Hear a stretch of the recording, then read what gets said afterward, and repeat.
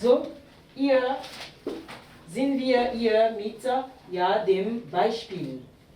So, dem Beispiel ja, mit mehreren Komplementen. So, jetzt eine kleine ja, Zusammenfassung von ja, die Lektion. Hier, on dit quoi? La grammaire, le point de grammaire, c'est quoi? La construction participiale. La construction participiale, et comme l'indique participe, on parle de participe 1, participe présent et participe passé, utilisés comme adjectif épithète. Adjectif attributeur, adjectif épithète. Donc on peut les employer comme des adjectifs épithètes.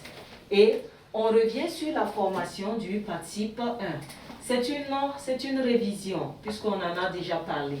So, comment on forme le participe 1 en allemand? On le forme avec quoi? Avec l'infinitif du verbe plus D. C'est ce que ça donne ici. Födern plus D, födernt. Bilden plus D, bildend. Bien, avec le participe passé, qu'est-ce qu'on dit? Man bildet, on forme le participe passé avec la forme, avec le participe des verbes. Voilà, le participe des verbes. Et ici, voilà, j'ai regroupé les verbes en catégories. Nous avons kaufen, dont le participe passé est gekauft. Einkaufen, qui est un verbe quoi, à particules séparées, participe passé eingekauft. Besuchen, qui est un verbe à particules inséparables, et le participe passé c'est besucht. Et nous avons diskutieren, dont le participe passé donne diskutiert. Donc c'est un verbe en iren, et ces quatre verbes-là entrent dans la catégorie des verbes faibles ou verbes réguliers. Verbes réguliers parce que, voilà, le participe passé se forme avec G plus T. Voilà, avec les verbes à particules inséparables, on a tout simplement T à la fin. Puisque la particule est inséparable, on ne peut pas ajouter de G. Et la règle dit qu'avec les verbes en iren, voilà, le participe passé se forme avec T à la fin. Et nous avons bleiben, einladen, empfehlen. Bleiben, geblieben. On a le G et nous avons la voyelle qui change.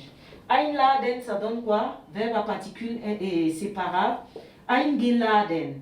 On a empfehlen, verbe à particules inséparables et la voyelle qui change. Donc, ces trois verbes-là entrent dans la catégorie des verbes forts ou verbes irréguliers. Voilà. Et vous avez la liste des verbes irréguliers dans le livre de la seconde, dans le livre de la première. Bien.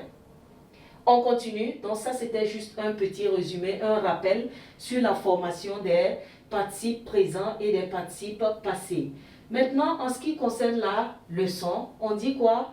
Dans la construction participiale, le participe présent et le participe passé peuvent être déclinés comme des adjectifs épithètes. Et ainsi, voilà, quand on est dans ce cas, la terminaison correspondante est nécessaire. Voilà, la terminaison correspondante. Donc, on parle de la déclinaison. La déclinaison se fait en fonction du nom, du genre, du nombre et du cas. Voilà. Donc, ici, qu'est-ce qu'on a? On a juste des expressions. On a dit fördernde Aktivität. Dans la règle dit quoi? Avec der, die et das, l'adjectif se termine par E. Donc ici, nous avons nos participes présents et passés utilisés comme adjectifs. Donc, ils vont se terminer par E parce que nous avons der, die, das. Voilà, et ça se termine par E. Avec ein, voilà, l'adjectif porte la marque du cas. Ici, nous sommes dans le nominatif, on dit der Text, dont l'adjectif va se terminer par ER. So ein geschriebener Text.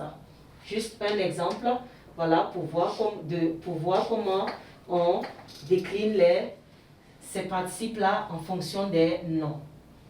Bien, en quatrième position, qu'est-ce qu'on dit? Toujours dans la phrase dans la construction participiale. On dit quoi? Le participe présent et le participe passé, voilà, utilisé comme adjectif peut avoir un ou plusieurs compléments. Un ou plusieurs compléments. Et dans ce cas de figure, qu'est-ce qu'on fait? Ces compléments-là sont placés avant le participe présent ou le participe passé. Les compléments sont placés avant. Donc ici, en exemple, nous avons Der gehende Mann ist mein Lehrer. Der gehende Mann ist mein Lehrer. Voici la construction participiale. Voici la construction participiale. Ici, nous n'avons pas de complément. Nous avons juste l'article, le participe passé utilisé comme adjectif, plus le substantif et maintenant le reste de la phrase. Donc, voici la construction participiale. Nous n'avons pas de complément.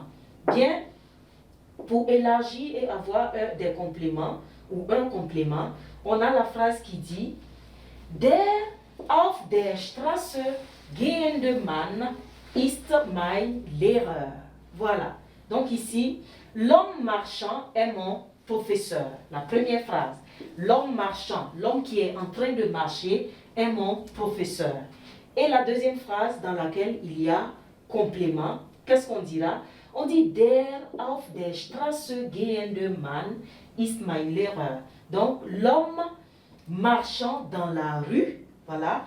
Donc dans la rue est le complément qui vient s'ajouter à la construction participiale. L'homme marchant dans la rue est mon professeur.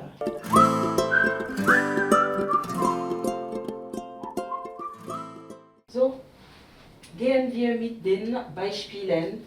Hier ist ja einige, zwei Beispiele mit Partizip 1.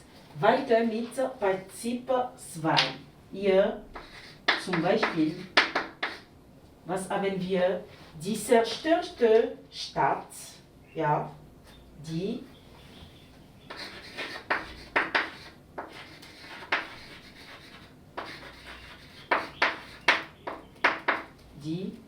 zerstörte Stadt, ja, war schrecklich.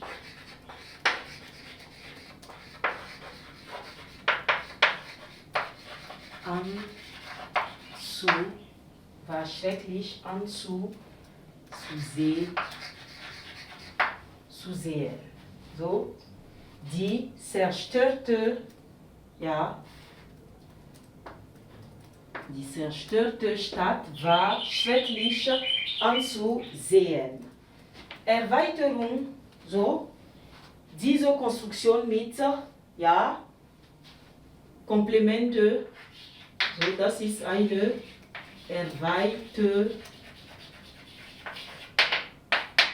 Erweiterung.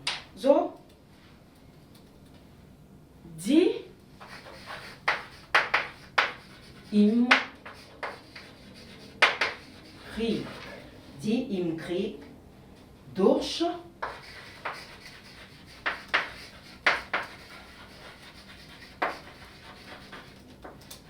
Bomben, ja,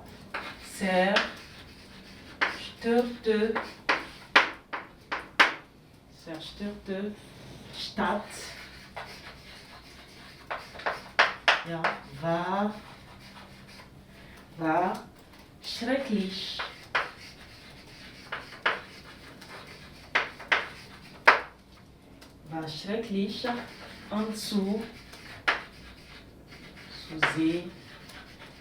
anzusehen. So gut. Hier ist, ja, das Beispiel, die zerstörte Stadt war schrecklich anzusehen. Hier ist die Partizipialkonstruktion mit, ja, mit einem Partizip, ja, 2.